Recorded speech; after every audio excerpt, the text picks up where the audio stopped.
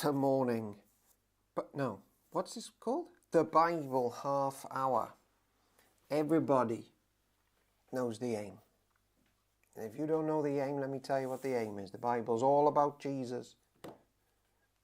Unless you come through him, you are going to get some sort of strange, probably not real God.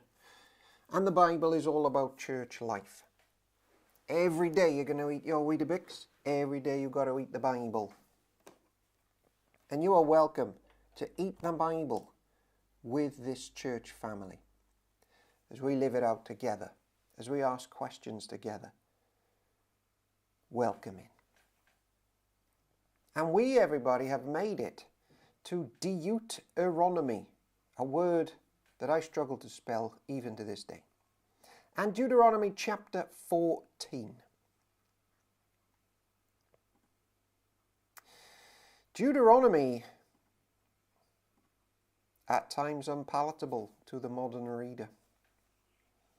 But who cares about us? So this day may we think, speak and feel in the name of the Father, Son and the Holy Spirit. Amen. Chapter 14, and welcome in if you've never read anything about the Bible before. And if you want to talk things through, there is a WhatsApp Bible sharing group that people are involved with through the day.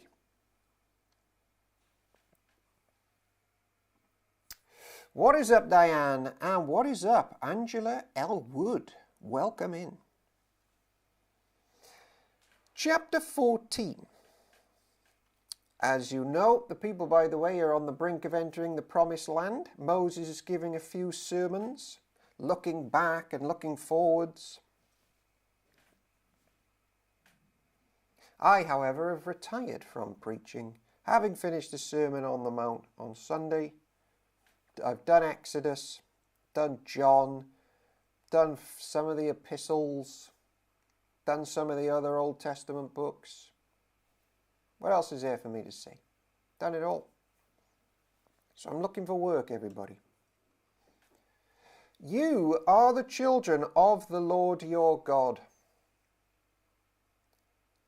Do not cut yourselves or shave the front of your heads for the dead. For you are people holy to the Lord your God. Out of all the peoples on the face of the earth, the Lord has chosen you to be his treasured possession. By the way, everybody, there are laws in the time of Moses about, well, cutting yourself. I mean, that's pretty self-explanatory. That's not helpful. But it was also like aligning yourself with the practices of quite dark rituals of the day of the other nations. And even with the tattooing, like they were getting all these signs of death tattooed on them, which is what tattoos pretty much were back then, whereas this community was about life. So you get some of these laws about not really aligning yourself with the dark practices of the deathly gods.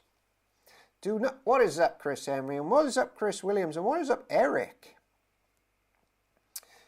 Do not eat any detestable thing. These are the animals that you may eat.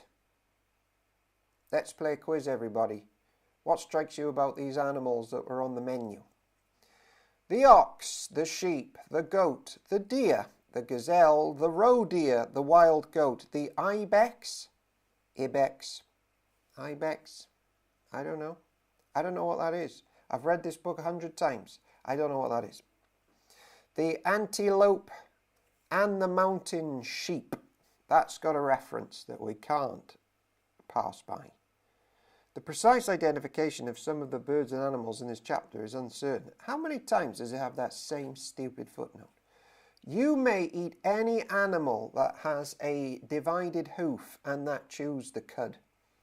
However, of those that chew the cud or have a divided hoof, you may not eat the camel, the hare, or the hyrax.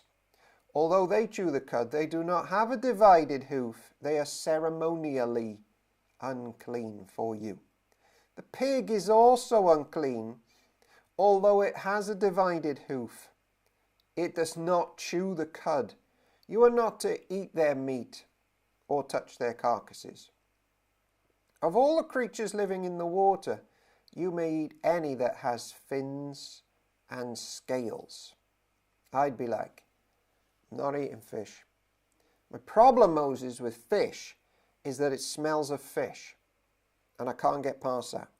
I'll have fish fingers, but I'm not having the actual adult stuff. But anything that does not have fins and scales you may not eat. For you it is unclean. You may eat any clean bird, but these you may not eat: the eagle, the vulture, the black vulture, the red kite, the black kite, any kind of falcon, any kind of raven, the horned owl, the screech owl, the gull, any kind of hawk, the little owl, the great owl, the white owl, the desert owl, the osprey, the coral. Chris Williams. Cara says good morning too. She'll hear you on catch up at some point in the near future. Thanks. The stork, any kind of heron, the hoopoe, and the bat. All flying insects are unclean to you. Do not eat them, but any winged creature that is clean you may eat. Do not eat anything you find already dead. You may give it to the foreigner residing in any of your towns, and they may eat it, and you may sell it to another foreigner. But you are a people holy to the Lord your God. Do not cook a young goat in its mother's milk. There's that rule again. We've done that one a few times.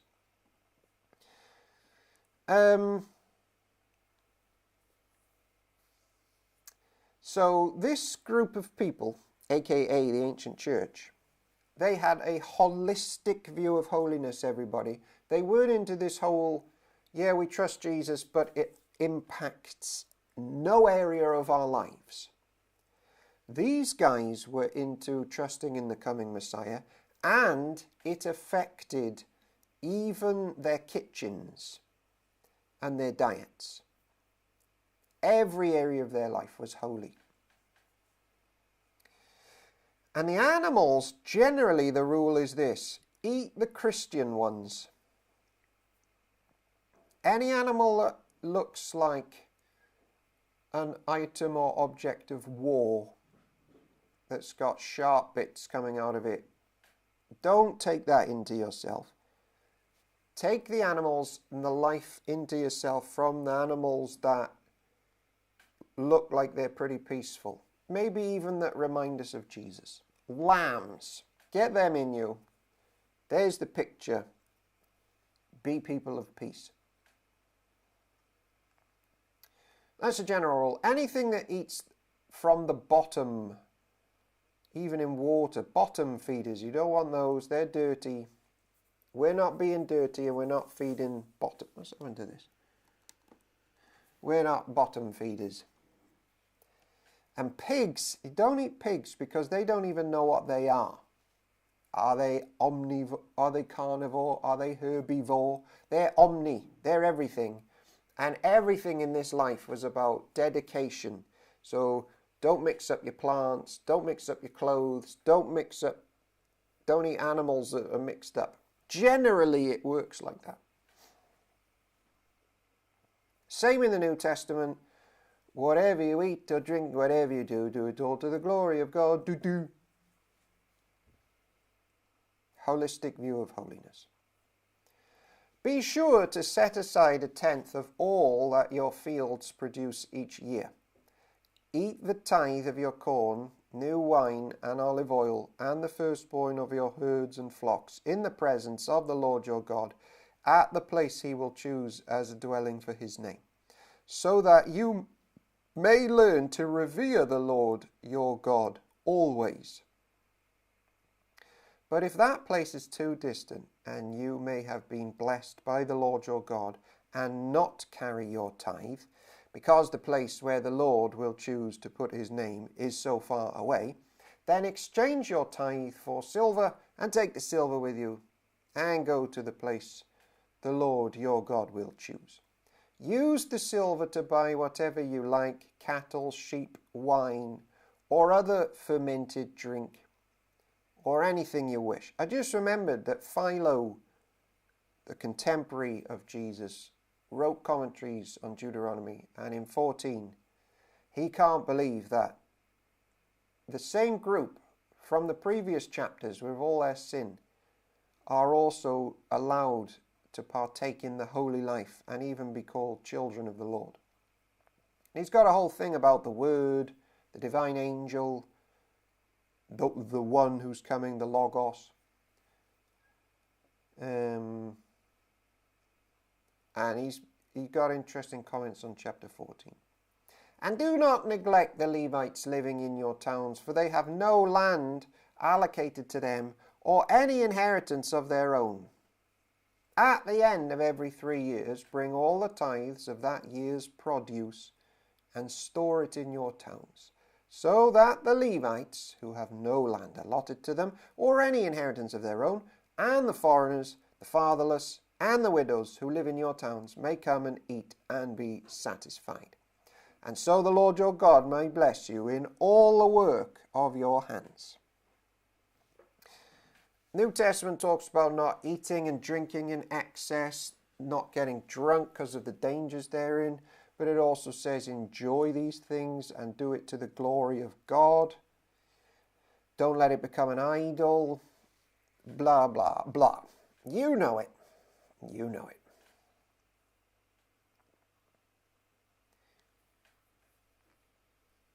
Deuteronomy chapter 15. Money. A holistic view of money. Oh yeah, I know what else is coming in this chapter as well. More on slaves. At the end of every 7 years, you must cancel debts. This is how it is to be done. Every creditor shall cancel any loan they have made to a fellow Israelite. They shall not require payment from anyone among their own people, because the Lord's time for cancelling debts has been proclaimed. They call this a Sabbath year, don't they? You may require payment from a foreigner, but you must cancel any debt from your fellow Israelite that owes you. That's important.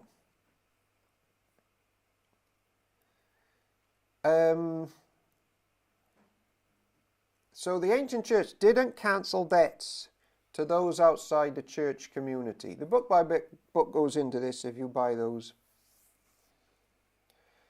Basically, cancelling debts was a blessing for God's people to share among themselves and those that had joined the ancient church from outside.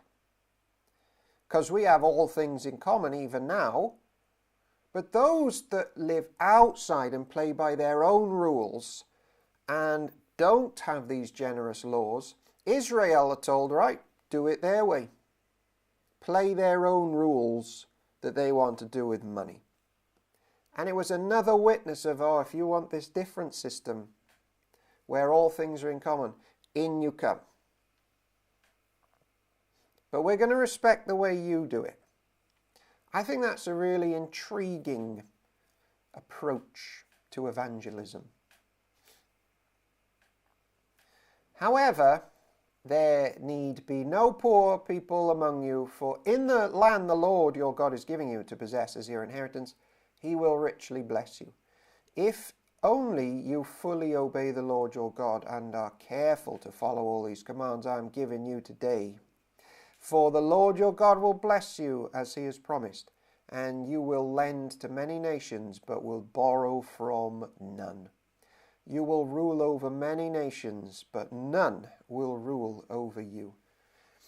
If anyone is poor among your fellow Israelites in any of the towns of the land that the Lord your God is giving to you, do not be hard-hearted or tight-fisted towards them. Rather, be open-handed and freely lend them whatever they need. Be careful not to harbour this wicked thought. The 7th year, the year for cancelling debts, is near.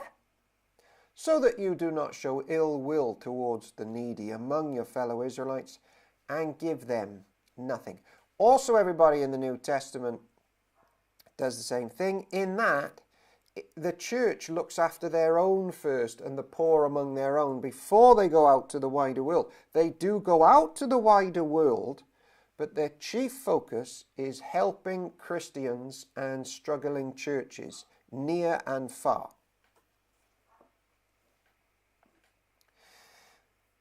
They may then appeal to the Lord against you, and you will be found guilty of sin. Give generously to them, and do so without a grudging heart. Then because of this, the Lord your God will bless you in all the work and everything you put your hand to. There will always be people in the land. Therefore, I command you to be open-handed towards your fellow Israelites who are poor and needy in your land.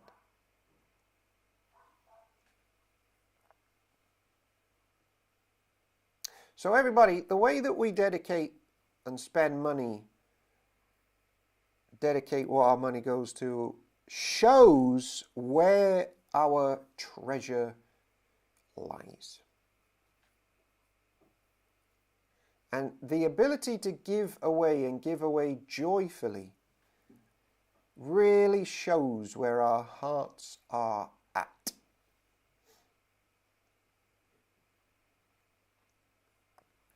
If any of your people, Hebrew men or women, sell themselves... Hebrew? Oh, yeah. It's, Jew isn't used till Ezra. I think it's after the... not Exodus. What's that word where they get taken away and come back? Exile. That's where I think Jew is first used, yeah. Any of your people, Hebrew men or women, sell themselves to you and serve you for 6 years. In the 7th year, you must let them go free.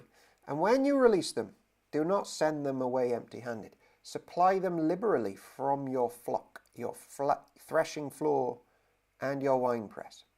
Give to them as the Lord your God has blessed you. Remember that you were slaves in Egypt, and the Lord your God redeemed you. This is why I give you this command today.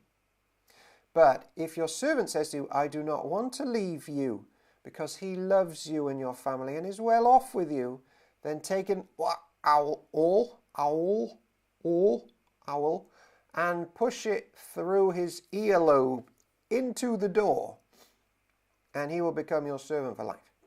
Do the same for your female servant. Do not consider it a hardship to set your servant free, because their service to you in these 6 years has been worth twice as much as that of a hired hand. And the Lord your God will bless you in everything you do. A word on servant/slaves. Doulos. We've done loads on slavery. We talked about it in Exodus, probably in Genesis, probably in Leviticus, probably in Numbers. There's a big video I've done on slavery. It's in the Parkin channel. But just a couple more words here. Slave trading based on the sort of Euro-Africano racial segregative type way of the modern era is nothing what's going on with the slavery here. This is like a debt system, almost like signing on to the dole. 1 Timothy 1:10 says that trading in slaves is contrary to the sound doctrine that conforms to the gospel concerning the glory of the blessed God. So, even if a person is enslaved due to war or debt, they do not become property to be bought or sold. Slaves are not objects according to the Bible, but precious human beings made in the image of God, who can find freedom financially and spiritually and new life in church. Just on debt and how we handle it now as opposed to back then, I think probably the book by book, but one of my books talks about this on the messy and humiliating ways that we try and clear debt today, which involves imprisonment or bankruptcy. People often commit suicide now because of the hopelessness of debt. But in these days with Moses, they were much more practical. If debts were out of control, then a person could work off their debt as a slave. But even then, you couldn't be a slave for a family for more than 7 years at the very most. And look, they're basically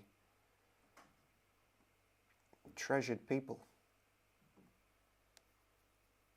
They were to be twice as good as hired laborers. Set apart for the Lord your God every firstborn male of your herds and flocks. Do not put the firstborn of your oxen to work, and do not shear the firstborn of your sheep. Each year you and your family are to eat them in the presence of the Lord your God, and at the place he will choose.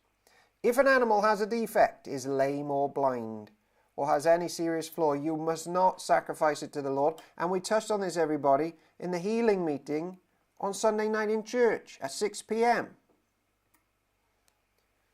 Your God. You are to eat it in your own towns. Both the ceremonially unclean and clean may eat it as if it were a gazelle or a deer. But you must not eat the blood. Pour it out on the ground like water. Deuteronomy chapter 16. Observe the month of Aviv and celebrate the Passover of the Lord your God, because in the month of Aviv he brought you out of Egypt by night. Sacrifice as the Passover to the Lord your God an animal from your flock or herd at the place the Lord will choose as a dwelling for his name. Do not eat it with bread made with yeast, but for 7 days eat unleavened bread, the bread of affliction, because you have left Egypt in haste, so that all the days of your life you remember the time your departure from Egypt. Let no yeast be found in your possession in all your land for 7 days. Do not let any of the meat you sacrifice on the evening of the first day remain until morning. You must not sacrifice the Passover in any town the Lord your God gives you, except in the place he will choose as a dwelling for his name. There you must sacrifice the Passover in the evening when the sun goes down, on the anniversary of your departure from Egypt. Roast it and eat it in the place the Lord your God will choose. Then in the morning return to your tents.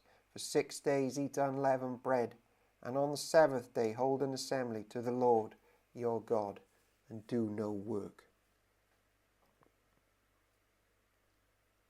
Incidentally, everybody, I had meat yesterday.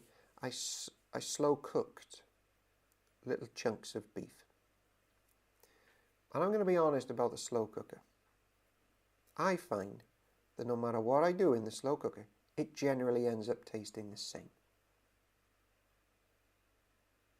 I guess that's a problem I've got with it. I mean, it tastes nice, but generally everything comes out feeling and tasting and leaving you feeling at the end of it the same.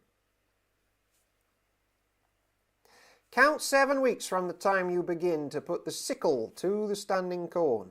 Then celebrate the festival of weeks to the Lord your God by giving a freewill offering in proportion to the blessings the Lord your God has given you.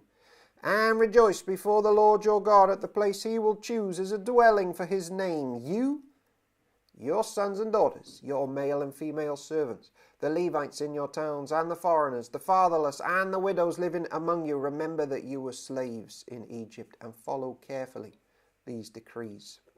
Celebrate the Feast of Tabernacles. So you get these lists as well.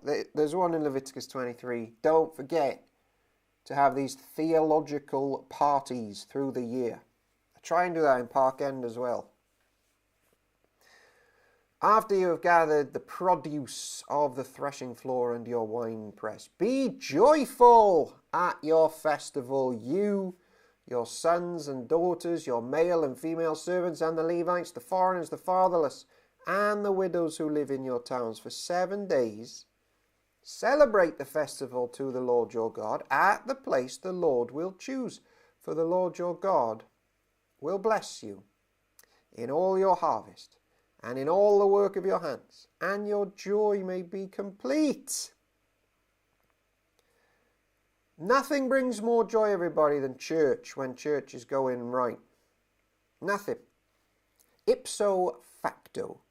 Whenever the Lord talks about bringing joy, he's usually doing it through something in church. More than anything else out there. So people say to me, well, Owen, this thing's on Sunday, I guess you have to go to church instead. I'm like, I would rather be in church than this event. Actually, not even joking.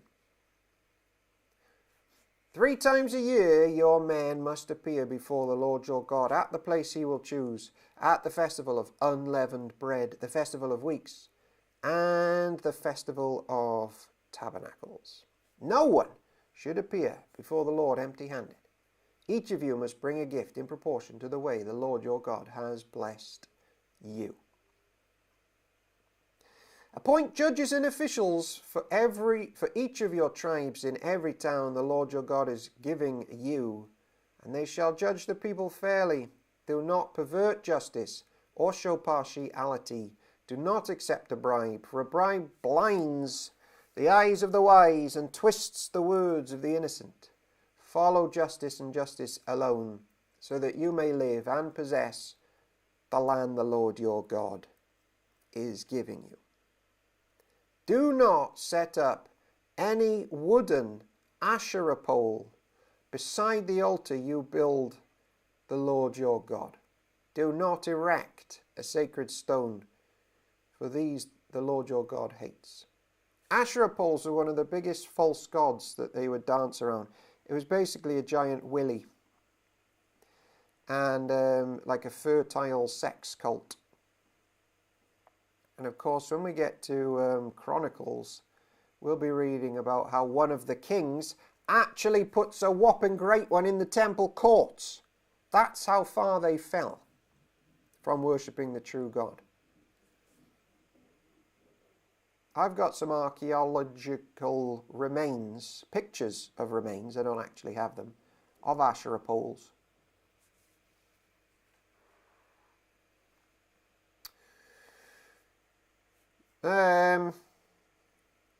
Right. Problem is, I love Deuteronomy 17. And I don't want to start it. And I got about 90 seconds before this comes to an end. So let's just talk about Asherah poles. So sex is, that'll take over your life if you let that one run ahead of you. Even today. There are many Asherah poles via the internet in our bedrooms, in our pockets, in our bathrooms, in our front rooms, in our workplaces. Remember the person on Sky News in the background when they were live, one of the people working in the offices, which gets sometimes shown when the newsreaders are reading? He was looking at porn during work. That's how much his Asherah pole had been erected in his heart. So you want to nip that one in the bud. If you're single and celibate, dedicate your energy not to thinking about Asherah poles all the time, but get out and help some old people. Do their shopping for them. If you're married, channel all of your affection and love into, it may take discipline if you're having a rough time in your marriage, but work at it, into your partner of choice. You've made promises. And dedication and saying no to outside Asherah poles will probably bring and help towards a more healthy marriage in the bedroom. Well, that killed 90 seconds. I dare to say it wasn't that off topic, but maybe slightly. But yeah, Asherah poles. Careful with those ones. In the name of the Father, Son, and Holy Spirit. God willing, we will be back tomorrow.